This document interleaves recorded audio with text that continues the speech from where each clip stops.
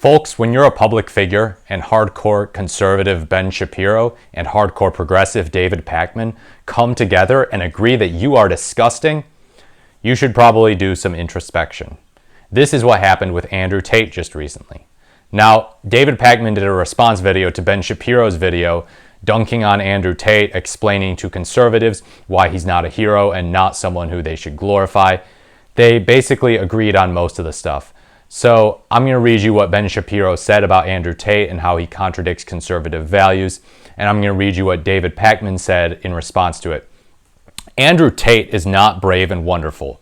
He rips off thousands of people with his scam Hustlers University, preaches the virtue of treating women in a way you would never, ever allow anyone to treat your wife or your daughter. He's an online troll, and he revels in precisely the evils conservatives hate. That is so true.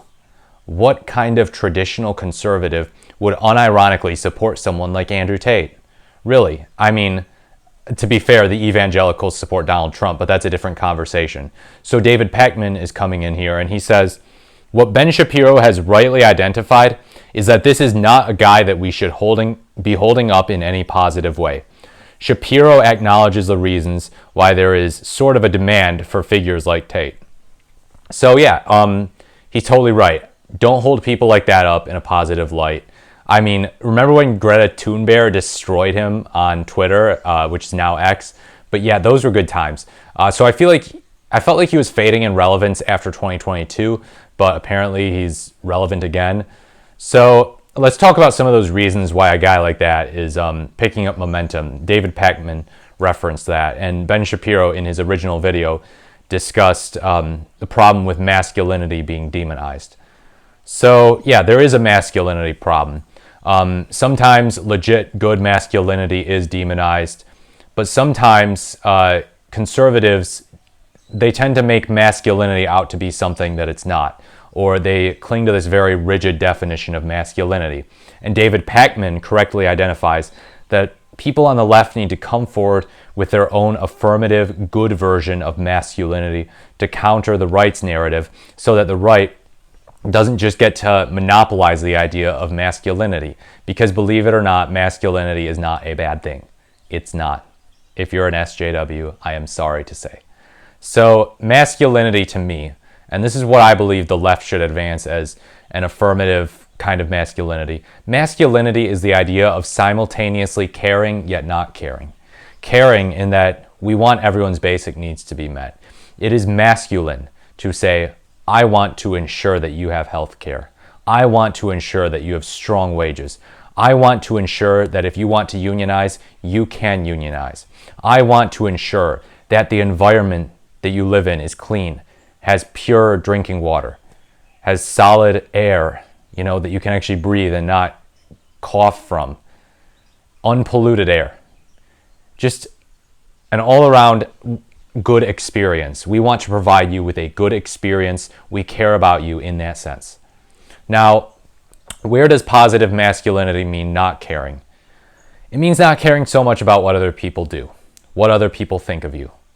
If you think that my political views are absurd, are backwards, are dumb, you're entitled to that opinion. I know that my political views are best for you. They're best for everyone. You can slam them, you can throw mud at them all you want. The masculine thing about me is that I don't care what you think about my views, and I'm not looking to curry favor with anyone in particular. It also means not being a sycophant towards people. And that's where a lot of the right goes astray, because they're sycophants towards people like Donald Trump and Andrew Tate.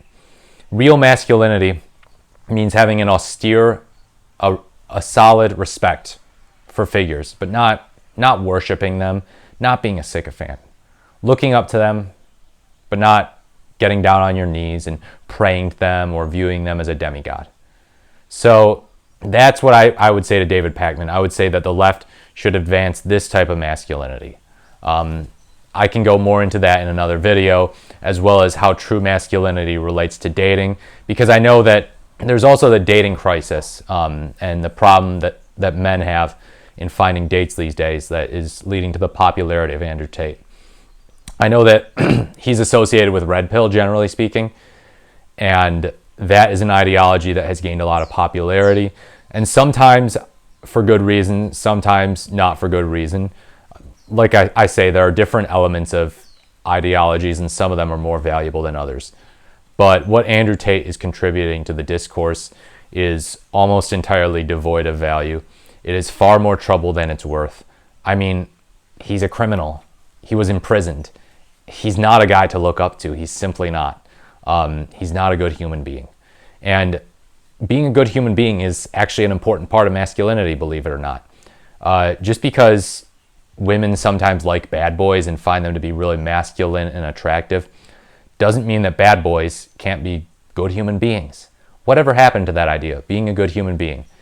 So yeah, respecting people of all different races, sexualities, gender, not believing in putting women in their place, saying if you want to pursue a career, you can do that. If you want to be a housewife, you can do that. Do what you want. Do what's best for our family. What we decide is best for our family. This traditional idea that men need to do one thing, women need to do the other, it's antiquated. It is. Real masculinity is saying, I don't care what you do, as long as you can find a way to make it work. That's the most important thing. Making things work and being a good, decent human being. And Andrew Tate has certainly failed in terms of being a good, decent human being. Ben Shapiro and David Pakman have recognized this. So yeah, while it's not dispositive of his value as a human being or how correct he is, when these two guys who disagree on most stuff are coming together and saying, you suck, Andrew Tate, it's probably a sign that Andrew Tate is the problem. And conservatives should think twice before they platform him. They should interview him. They should critique him. They should ask him hard-hitting questions. But they should not throw softballs at him. They should not glorify him. It's neither in progressives' best interests or conservatives' best interests for Andrew Tate to win the day. That's my summary of it. So let me know what you think in the comments below. What do you think of David Pakman? What do you think of Ben Shapiro? I think they're both right on this one. But yeah, Ben Shapiro is definitely a more reasonable conservative in my view, not falling down this weird red pill nonsense. Please like, comment, or subscribe to the channel. Thank you so much for watching, and I look forward to speaking to you in my next video.